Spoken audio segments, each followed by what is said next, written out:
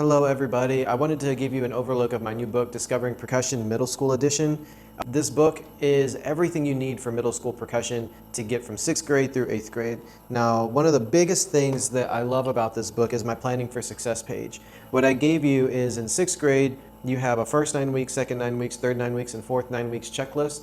So if they hit all of those checklists for those 9 weeks, then you're good to go. 7th grade, I gave you again a checklist for every 9 weeks. So if you don't have any sort of curriculum for your percussionist, this will at least give them something to pass off for sectionals, something to look forward to. 8th grade, again, you have 4 checkpoints of what they should be doing in every 9 weeks. So if you want to follow that as kind of give you an overview of what you need to get through middle school. All right, going all the way to the beginning, we hit you with a table of contents. This book contains 36 rhythms, 6 pages of note naming, 5 pages of tone and stick buildings, 18-page Discovering the Keyboard series, 10 daily drills, and a 6-page Discovering Rolls packet. There's also a beginning of the year forecast, so you can ask your kids some questions before the year starts, and an end of the year reflection. I also gave you a sample of my band order of operations, and then at the bottom of this page, traits of an excellent percussionist. We just want percussionists to know what excellence looks like in their field. So make them read this and revisit it every year that your kids have this book. All right, so the rhythm packet, you'll see 8 rhythms, and then in the 9th week is the discovery level check. This page is kind of that fake week. You just write in what's a whole note, quarter note, 8th note, 16th notes. This is what a time signature is, and then just kind of basic how you write in your counts, how you want them to write in rests in this book. Every single rhythm line contains little dashes for them to write neatly underneath, so you can write in your counts for line A. I gave you little indicators to remind you to write neatly as possible, and then you go through, you see 8th notes, and then we give you the 8th note rest, 16th notes, and then at the end of the page is when the 16th note rests come in. Notice that they're all lines of music. They're not like just rhythm lines or just note reading lines.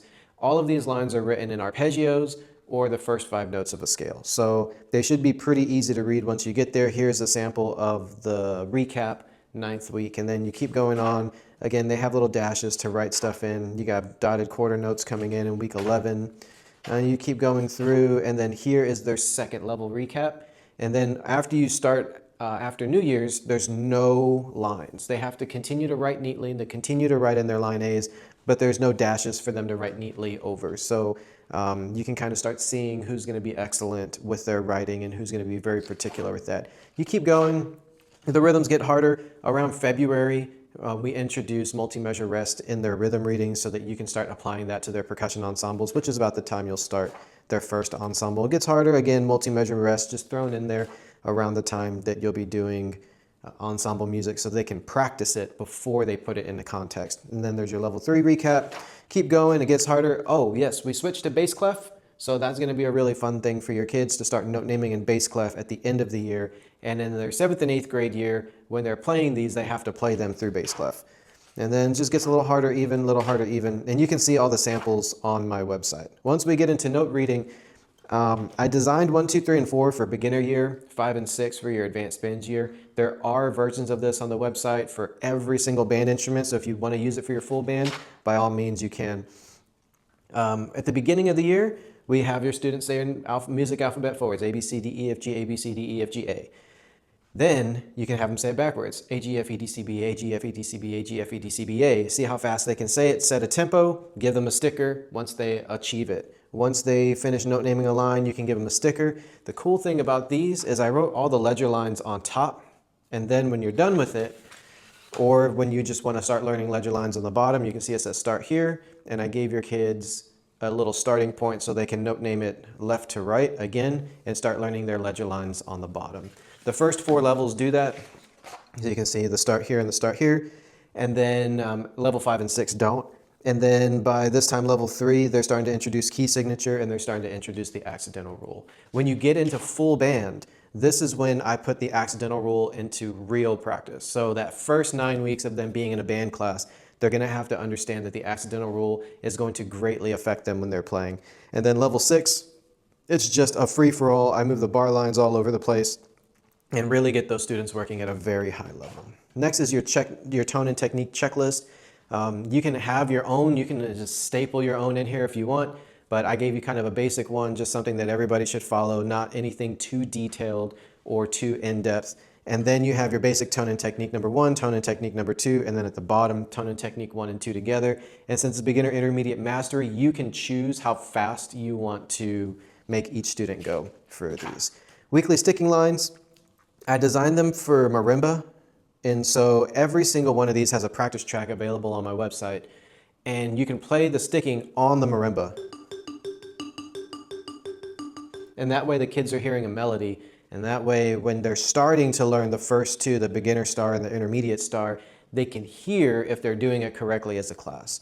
And then in 7th grade, the apprentice level should be done. In the 8th grade, the mastery level should be done on snare drum. So there's 20 lines of that. All of them have custom tracks along with it. So it's a pretty cool thing to just keep them engaged year after year after year.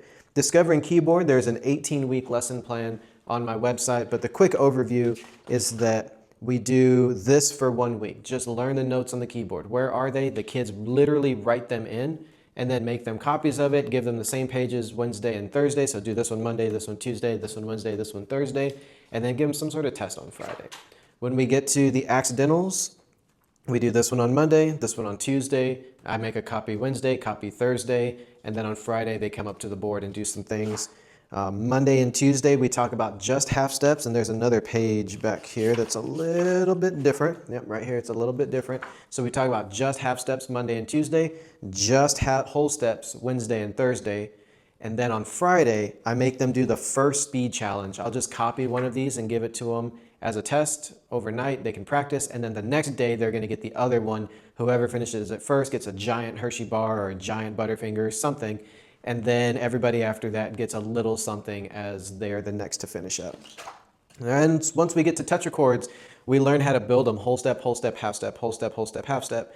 We do this on Monday, transfer it on Tuesday, Wednesday, Thursday, Friday we're playing. Monday the following week we do the next 4, transfer it over, Wednesday, Thursday, Friday we play. Monday we write them in, Tuesday we transfer it over, Wednesday, Thursday, Friday we play. If you need extra tests, there is a tetrachord sheet and a major scales building sheet that's exactly the same, right? They're the exact same page. So you can copy this as many times as you need it and have kids do speed challenges on these as well. This page is pretty cool because I make 3 copies for each student, and I give the whole class a copy and they just write their name and do the speed challenge for that week. The next week, I just hand them out randomly. So it could be a different student's name on here as they do the second challenge, a different student's name as they do the third challenge. And it's, again, all speed challenges for prizes.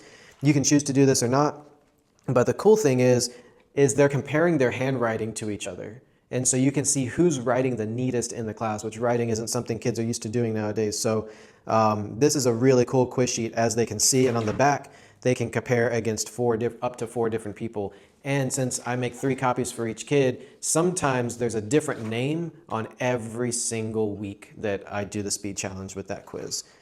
Once we get to scales, we do Monday, transfer it Tuesday, next week, Tuesday, next week, Tuesday, next week, Tuesday. Again, Wednesday, Thursday, Friday, we're just playing. So it takes 3 weeks to learn all 12 tetrachords. It's going to take 4 weeks to learn all 12 scales up and down. Once you get past those, there's the check off so that you can give them stickers. If they can play all 12 back to back, you get a perfect 12. All 12 scales, if they can play them all 12 in one perfect run, they get a sticker. And then we go through the first scale sequence where we start talking about arpeggios, do, re, do, mi, so, mi, do. And they start transferring, because over here, they have all of the solfege written in, all the scale degrees written in, solfege and scale degrees written in. So we apply it to the arpeggios. And so they know 1, 3, 5, 8, 5, 3, 1 is your arpeggio, and then they can apply that to every single scale. Then we have our green pattern, and then we have our thirds, we have our hand leading, and finally all the way up to the full scale sequence. And then normally by beginner year, the students will have C, G, F, and B flat done. So that leaves the other 8 scales to do over the next 2 years of their middle school career. And then what's cool is I did a perfect 12 for the hand leading, perfect 12 for the thirds, and a perfect 12 for the green scale. So if they can play all 12 green scales back to back with the track perfectly, then they get to earn that sticker. And that's a tough one to earn. So when they get that, make a huge celebration, because I've had very few middle school students complete that by the time they get out of middle school. And then here's your planning for success. This one's just a great warm-up to have for 7th and 8th graders. I call it the Great 16th Note Chromatic Showdown. And then we start getting into our daily drills. Yeah, there's your 6th grade forecast. And I may have put it in the middle of the book so they can start exploring the book on their first day that they get it as they find this page. I gave you guys samples of what they should be doing 6th, 7th, and 8th grade year. So I personally don't start snare drum until January. So you can see I put no snare drum here. And then in January, they do fundamentals. In February, they do daily drills 1, March 2, April, they're doing accent taps. May, they're doing daily drills 3. And then in the summertime, that's their time to get ahead for daily drills 3 through 10. Because in 7th grade, it's 1 a month, 1, 2, 3, 4, 5, 6, 7, 8, 9, 10. And then again, June and July, they have their chance to get ahead. And then in 8th grade, we gave them some encouragement to go join high school band because that's going to be a really cool experience. Now, there's a sample of the daily drills. You can see the samples on the website, aagmusic.com. There's like the full book that you can look through. But it just progressively gets a little bit harder, and it all builds on itself. So it's a fairly straightforward packet. All of these have practice tracks. So one practice track will repeat each exercise 4 times. One practice track will repeat exercise twice, and one practice track will do the whole page straight down. So what I like to do is on the beginner track, if they can play the whole page, I give them all the beginner stars. On the intermediate track, which is a little bit faster, they can earn all the intermediate stars, and on the mastery track, they can earn all the mastery stars. I generally give them the beginner star as I introduce it to them so that private lessons instructors will know where they're at. Or if the private lessons instructor introduces it in a lesson, they can give them the little sticker over the beginner so that the band director can know that that student got the basic information for that specific exercise. So you can kind of use those sticker things however you want, but be consistent with how you give them the beginner, the intermediate, and the mastery stickers. And then just some samples of what it's going to look like as you go through the book.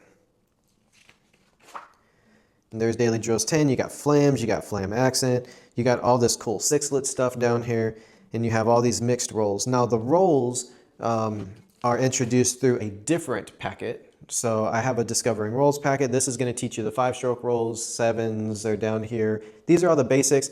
I gave you the beginner as a buzz roll, the intermediate sticker as the diddles, like when the students start to attempt diddles, and when they can get the cleanest, most beautiful, mathematically correct diddles, they get the mastery sticker.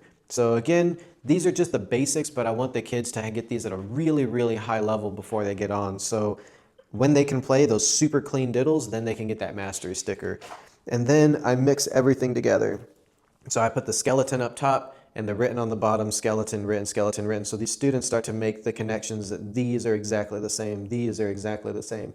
When we get to the next page, 5, 6, 7, and 8, up here they have to write in the diddles. They have to figure out where do the diddles go, and then here I have them write in their own skeleton so that they can understand what the skeleton pattern is, and then again they have to write in their own diddles for this one. And then here's some stuff on keyboard rolls. If you're very particular like I am about the way that the students' hands move and what direction they move, you can thoroughly explain this in a masterclass one day or in a sectional with all your students. And then we have our end of the year reflection. And if you're interested in anything, I have an additional book published with TapSpace called Magical Mallet Melodies. And I do have my P1000 classroom practice table, and both of those you can check out on my website, aagmusic.com. I did want to make this book as student-friendly as possible, so you'll notice there's a clear cover on it, and there's a place to write their name. So write their name really big, maybe let them write their name and draw some pictures and stuff. And then this plastic pretty much sticks to that really, really well. So when you pick up just the plastic, normally the page comes with it. So these are kind of like stuck together so that their name is protected and the book is protected. So I'm going to be posting this up for sale. I have 10 right now, and I'll have more towards the end of the summer. If you're interested in using it in your classroom, I would love to talk with you about it and love to give you more detailed information on how it can work for you. I also offer curriculum coaching if you would like to use the book, or if you would like to use your own books on how some of my resources can help modify your curriculum, especially going towards performances and what you should be doing throughout the different parts of the year. So if you're interested in any of that, you can always shoot me an email. My email is aagmuzic7@gmail.com.